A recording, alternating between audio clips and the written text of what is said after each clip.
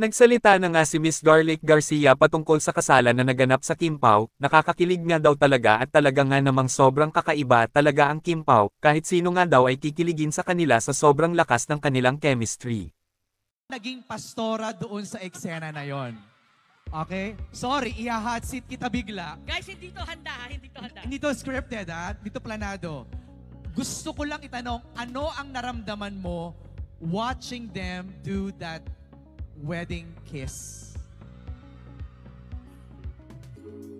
Guys, can you imagine ako yung pastora, nandito lang sila, kalapit, na naghalikan? All I'm going to say, kung ano po yung kilig na nararamdaman nyo, guys, standing there, 10 times yung kilig. Wow! Totoo yung kilig na dala ng Kimpao. And, syempre, proud tayong pastora sa union ng Kimpao. Kayo, anong masasabi nyo tungkol dito? Just comment down below.